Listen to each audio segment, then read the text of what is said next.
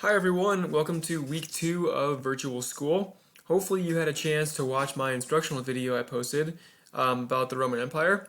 And so here's what we're going to do for this week. You'll see I have 2 days assignments up. Both of these are due by Friday, so you can do them whenever you would like, but make sure they get done by Friday. As I mentioned earlier, day 1, you need to go on to Newsela. And I have assigned 2 different readings for you to answer. One is a myth about Romulus and Remus, and one is a historical article about the early history of Rome from when it became a kingdom until it became a republic. So that's your first assignment for this week, both readings and the questions on Newsela. Once you're done with that, turn it on Classroom just so I know you finished it, and I'll go and check Newsela and give you your grades for that. Your second assignment is a notes assignment. And here's what's going to happen. After I'm done making this video, I will post this video on the assignment as well. As you watch it, it will take you through all of the notes you need to fill out for this unit. If you click on this Rome notes document, you'll see it looks very similar to the ones that I give you in class, with blanks and bolded words for the vocab terms throughout. As you go through, please delete the blank line and type the right word into the box. At the bottom of this notes document, you'll see that there are also vocabulary questions. So you need to go, once you've done with the notes, go back through and write the meaning of each term in your own words in the box next to it. At the bottom, there are also 5 comprehension questions that go along with the notes, so please pay attention and answer those. That's how you're going to get credit for this week. This is a big assignment and it's worth 30 points. It might take you a day or 2 to finish. That's why I put it up here on Tuesday. So please make sure it gets done by Friday. Now, here are our notes for ancient Rome. So we're starting with Ancient Rome Part 1, from Kingdom to Republic. Our vocabulary for this section about Rome is Italian Peninsula, Rome/Roman, so a Roman is a person who lives in the city of Rome. Romulus and Remus, they are the legendary founders of Rome. A tyrant is someone who is a bad ruler. A republic is a government where the people elect representatives to make the laws for them. You should recognize this word because we live in a republic in the United States of America. The Senate was the legislative body of Rome. It was made up of 300 older, wealthy men, and they all voted on the laws for Rome. A legion was a group of Roman soldiers, and the Roman army is very important for this unit. The 12 tables were the laws of ancient Rome that were published on tablets that were posted in the Roman marketplace. Patricians are wealthy Romans, and plebeians were everybody else. As we'll find out today, Rome had a class system with the patricians on top and the plebeians were beneath them. Here are the important dates for this section. 753 BCE is the traditional date for the founding of Rome by the Latins, and if you believe in the myth, by Romulus and Remus. Around 650 BCE, the Etruscan and Latin cultures merged together. The Etruscans are some neighbors who live next to the Latins, and they're going to be heavily influencing the Latin culture. In 509 BCE, the Romans overthrow their last king and become a republic. In 451 BCE, the Romans create the 12 tables as their laws and post them in the marketplace in Rome, which is called the Forum. And we'll end this week in 267 BCE when Roman legions conquer all of the Italian peninsula. Next week we'll pick up in the 200s BCE when Rome decides to expand from Italy to other places in Europe. Geography. So as you can see on this picture, this is the biggest extent of the Roman Empire that happens in AD 117. So it's going to be a little bit down the road from where we'll stop this week. But as you can see, Rome is a city right in the center of the Italian peninsula. The Italian peninsula is this piece of land that sticks out into the Mediterranean Sea and is surrounded by water on 3 sides. At the height of its power, Rome controlled all of the area in purple. That includes modern-day England, France, used to be called Gaul, Spain, and a lot of North Africa, including Egypt, and what's now Turkey, and also, as you'll see, Macedonia and Greece. So a lot of the civilizations we've learned about this year were all conquered by the Romans. So the question for our unit is, how did one city come to rule such a big and large empire? We'll start on the Italian peninsula. The Italian peninsula is now the modern-day country of Italy, and it has attracted people for thousands of years to live there. Its location in the middle of the Mediterranean Sea makes it a great place for trading because it's got access to all of those ports and rivers that go in, and we talked about the Greeks and how they colonized this area too. It's a great place to trade. Italy's climate is mild, which means nice, and its soil is good for farming. Their winters aren't that bad. So this lets them grow lots and lots of food and lets them support a large population. If you look to the north of Italy, you'll see that the Alps mountain range kind of makes a border all along the peninsula. This helped the Romans by giving them a natural barrier against invasion. Rome itself was founded along the banks of this river right here, which is called the Tiber River. And it was built on 7 hills that were along the Tiber River. These hills made Rome easy to defend against invasion.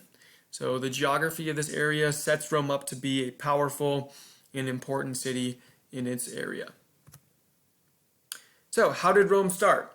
Well, the Romans themselves had a legend about the founding of Rome. And that famous myth you should have already read on Newsela about the 2 boys, Romulus and Remus. As you read, they were raised by a she-wolf after they were abandoned by the Tiber River. Here's a famous statue that's in the British Museum of the 2 boys and the wolf. When the boys grew up, they planned to build a city along the Tiber River. During the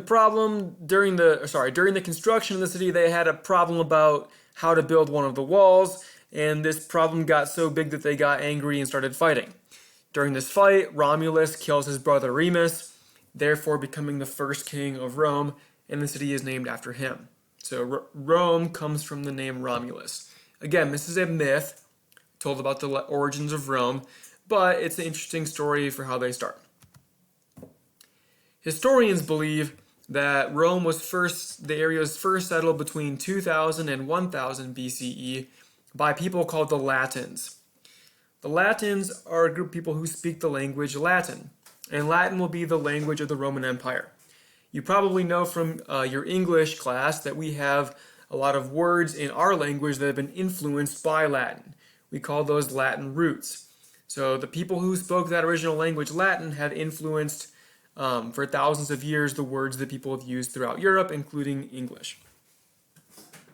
We know from archaeology that the Latins built a settlement on Rome's hills between 800 and 700 BCE. So remember that date of 753 is right in the middle of there, and that's the legendary date for the founding of Rome, and it matches up pretty nicely with archaeology. The Latins encountered neighbors when they were building their cities. The Greeks, as we learned before spring break, built colonies all throughout the Mediterranean Sea, and they built some on the Italian peninsula. The Latins and the Greeks traded and exchanged ideas, and the Latins learned how to farm grapes and olives from the Greeks. They also modeled a lot of their buildings and sculpture and religion after the Greeks. Remember, we talked about the Greek gods and how they both had Greek and Roman names. Another group of people were called the Etruscans, and they also settled on the Italian peninsula. Around 650 BCE, the Latin and Etruscan cultures combined into one. The Etruscans taught the Latins how to build with bricks and organize their armies. The Etruscans also taught them how to wear the toga. So, the Roman kings. After its founding, Rome was ruled by kings until 509 BCE. According to Roman tradition, the last king of Rome was Tarquin. Tarquin was known as a tyrant because of his harsh rule. A tyrant is a cruel and oppressive ruler. The people of Rome rebelled against Tarquin and drove him out of the city.